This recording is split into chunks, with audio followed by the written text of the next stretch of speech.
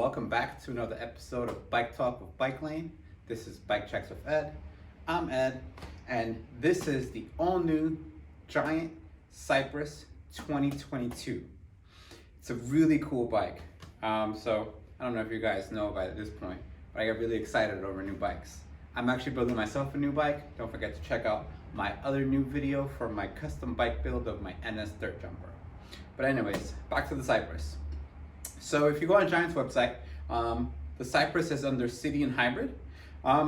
She's a hybrid bike. It's kind of a mix between like a flat bar road bike and like the Giant Rome. So it's like off-road capable, but mostly street oriented. So it's a little bit of both worlds. The geometry of the bike overall is just meant to be really short, kind of handle well, but you can sit very upright.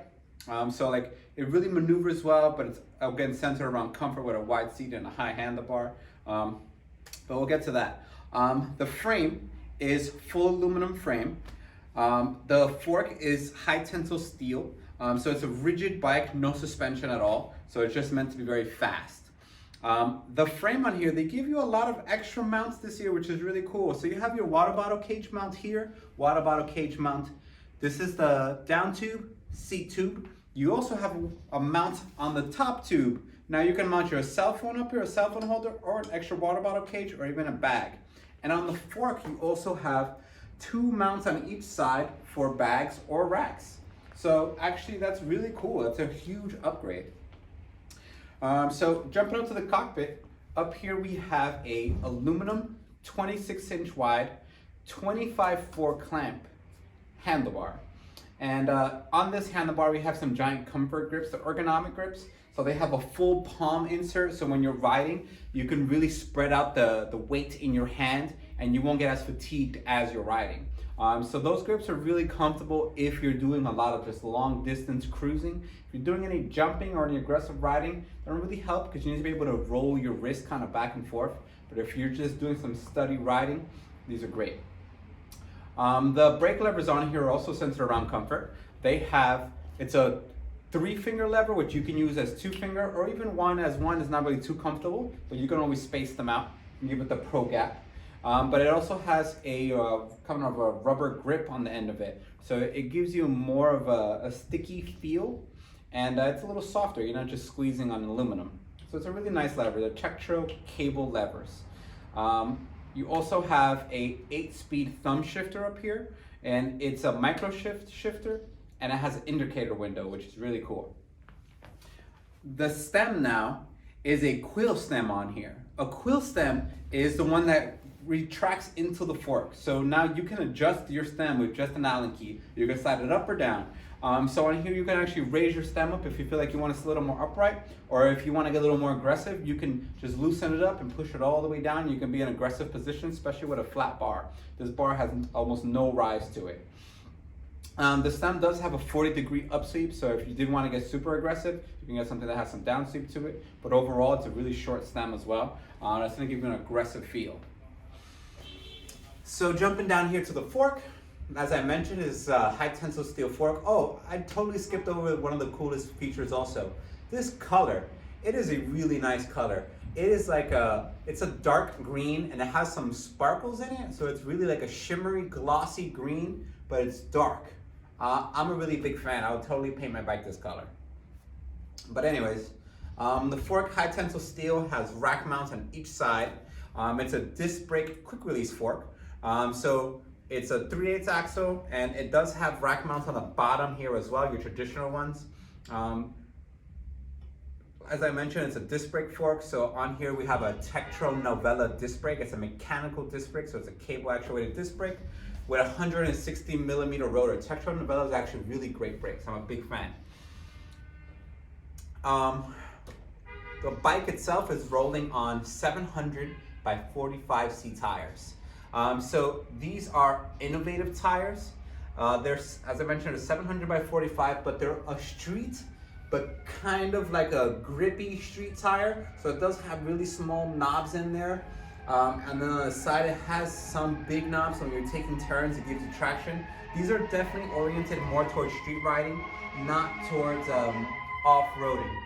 And these guys have a max pressure, which fire truck.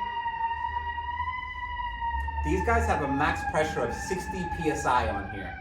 So at 60 PSI, these guys are really firm. And if you're riding mostly on the street, I definitely recommend having these guys at least pretty close to 60 PSI. Oh, and the rim.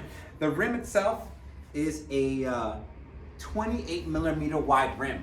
This is a really wide rim. So a wide rim is gonna give you just a much more stable, more rigid ride. Like, this bike is meant to take abuse. Because it has a rigid fork, they give you thick tires and a thick rim. It's a double wall rim as well. So this rim is really built super strong. It can really take abuse.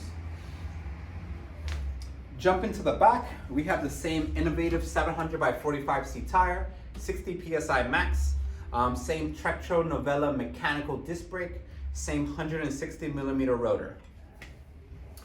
And the same 28 millimeter wide rim, also quick release on the back. Jumping to the drivetrain, now we have a very interesting drivetrain. So starting with the cranks, these are 170 millimeter long aluminum crank arms, square taper bottom bracket. It's a 38 tooth chain ring on here, and it does have a plastic kind of chain guide, and on the inside we do have the seat tube mounted chain guide as well. So it's kind of just like a little arm that kind of comes out, kind of just pushes along the chain, kind of just sits right next to the chain, doesn't really touch it actually, just to keep the chain from hopping back and forth. The rear here is 8-speed cassette, and it's a 1242 spread, which is a huge spread. This is something that you would see mostly on a mountain bike. So this spread is on here because this bike is just meant to be more of a super city bike, and also just a kind of like a rugged, if you want to take it off-road, you can type of bike. I find that Giant's making a lot of very interesting bikes, and I'm a huge fan.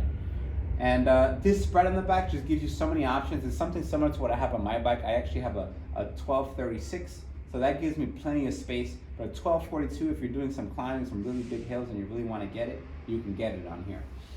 So the rear derailleur is a micro shift rear derailleur. It's not a clutch derailleur, but kind of a clutch derailleur. It's kind of like their own thing, so it's really tight tension on here, but it does not have a clutch. That's why up top we have the plastic chain guide, and we also have the chain guide on the seat tube so that your chain hopefully doesn't fall off if you're doing any jumping, but while you're pedaling, you're gonna be perfectly fine. But if you're doing any backflips or going off-roading, your chain might just fall off, so, you know, word of caution there. Giant gives you plastic platform nylon pedals. They're pretty decent pedals. I find pedals to be a really big deal, so if you're doing some kind of off-road or even rough riding or riding in the rain or snow or sleet or anything like that, I definitely suggest upgrading your pedals. All right, and then the resistance. We have the seat. This is the Saddle Royale Vivo seat. It is actually a really nice seat. I'm a big fan of this. I mean, I wouldn't ride anything this wide. It's a pretty wide seat.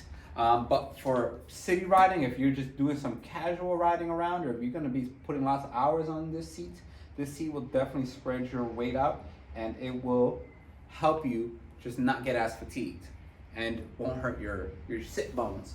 So the seat itself is 200 millimeters wide and 250 millimeters long.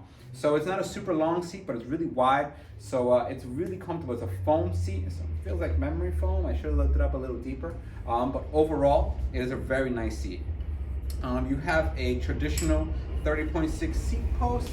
It looks like a 31.8 seat post. And a quick release seat clamp. So if you're gonna be locking your bike up outside, don't forget to take your seat with you or change out that seat clamp because somebody can steal your seats. Same with the wheels, by the way, guys. Don't forget about bike safety. You can check out one of those videos on my channel. I got a bike safety video, just giving you a bunch of tips and tricks how to keep your bike safe if you're locking out on the street. And that wraps it up for the Cypress. If you guys have any questions or concerns, don't forget to comment, subscribe, and like.